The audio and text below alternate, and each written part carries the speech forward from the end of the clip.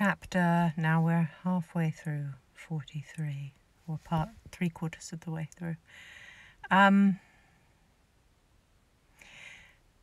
Mrs. Gardner was standing a little behind, and on her pausing, he asked her if she would do him the honour of introducing him to her friends. This was a stroke of civility for which she was quite unprepared, and she could hardly suppress a smile at his being now seeking the acquaintance of some of the very people against whom his pride had revolted in his offer to herself. What will be his surprise, thought she, when he knows who they are? He takes them now for people of fashion. The introduction, however, was immediately made, and as she named their relationship to herself, she stole a sly look at him to see how he bore it, and was not without the expectation of his decamping as fast as he could from such disgraceful companions. But he was surprised by the connection. That he was surprised by the connection was evident. He sustained it, however, with fortitude, and so far from going away, turned back with them and entered into conversation with Mr. Gardner. Elizabeth could not but be pleased, could not but triumph. It was consoling that he should know she had some relations for whom there was no need to blush. She listened most attentively to all that passed between them, and gloried in every expression, every sentence of her uncle, which marked his intelligence, his taste, or his good manners. The conversation soon turned upon fishing, and she heard Mr. Darcy invite him with the greatest civility to fish there as often as he chose while he continued in the neighbourhood, offering at the same time to supply him with fishing tackle, and pointing out those parts of the stream where there was usually most sport. Mrs. Gardner, who was walking arm in arm with Elizabeth, gave her a look expressive of wonder. Elizabeth said nothing, but it gratified her exceedingly.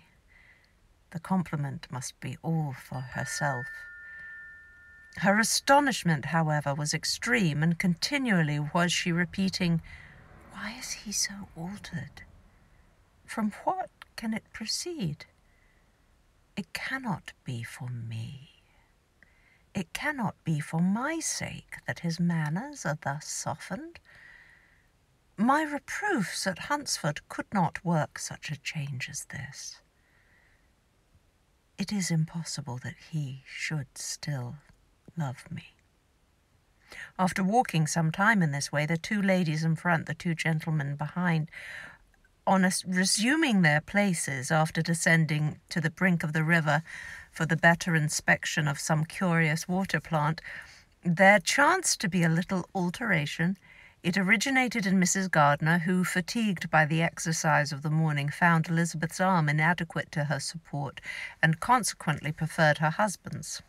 Mr. Darcy took her place by her niece, and they walked on together.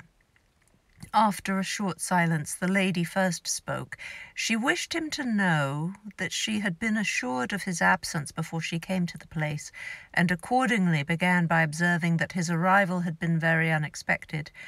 "For your housekeeper," she added, "informed us that you would certainly not be here till tomorrow, and indeed, before we left Bakewell, we understood that you were not immediately expected in the country." He acknowledged the truth of it all, and said that business with his steward had occasioned his coming forward a few hours before the rest of the party with whom he had been travelling. "They will join me early tomorrow," he continued, "and among them are some who will claim an acquaintance with you, Mr. Bingley and his sisters." Elizabeth answered only by a slight bow.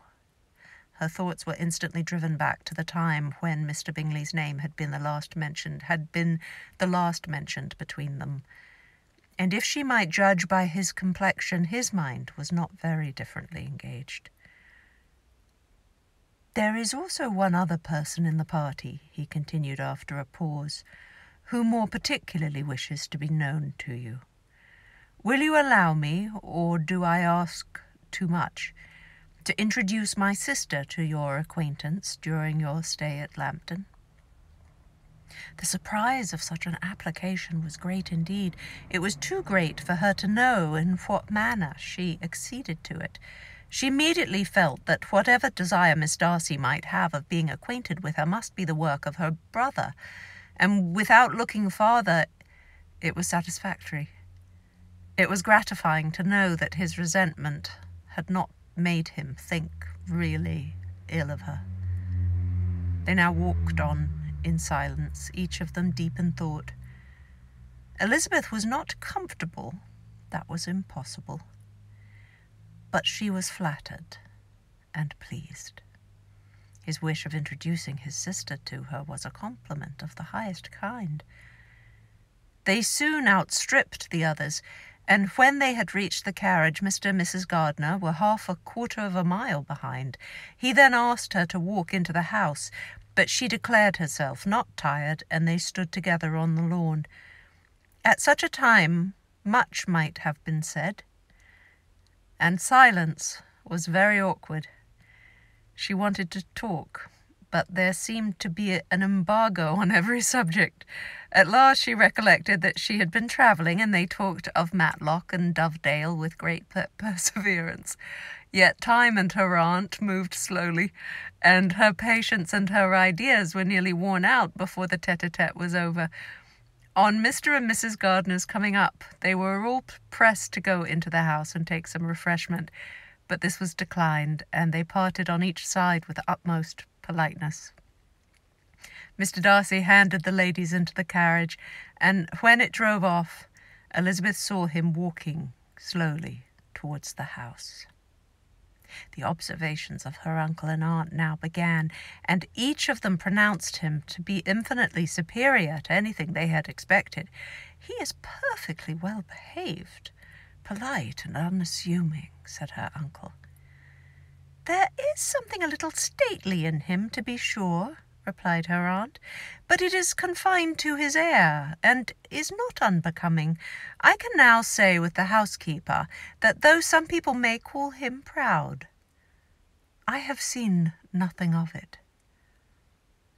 I was never more surprised than by his behaviour to us. It was more than civil. It was really attentive, and there was no necessity for such attention. His acquaintance with Elizabeth was very trifling." "To be sure, Lizzie," said her aunt, "he is not so handsome as Wickham, or rather he has not Wickham's countenance, for his features are perfectly good. But how came you to tell me that he was so disagreeable?" Elizabeth excused herself as well as she could, said that she had liked him better when they had met in Kent than before, and that she had never seen him so pleasant as this morning. "But perhaps he may be a little whimsical in his civilities," replied her uncle. "Your great men often are, and therefore I shall not take him at his word, as he may change his mind another day and warn me off his grounds."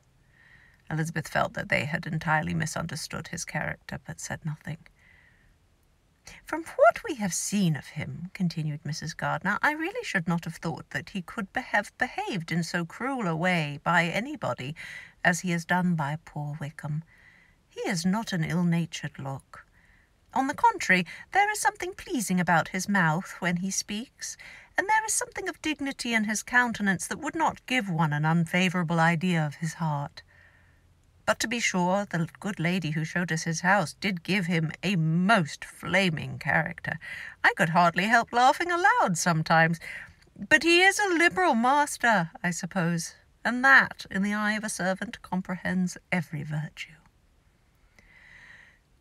Elizabeth felt felt herself called on to say something in vindication of his behaviour to Wickham, and therefore gave them to understand in as guarded a manner as she could that by what she had heard from his relations in Kent, his actions were capable of a very different construction, and that his character was by no means so faulty, nor Wickham's so amiable, as they had been considered in Hertfordshire. In confirmation of this, she related the particulars of all the pecuniary transactions in which they had been connected, without actually naming her authority, but stating it to be such as might be relied on.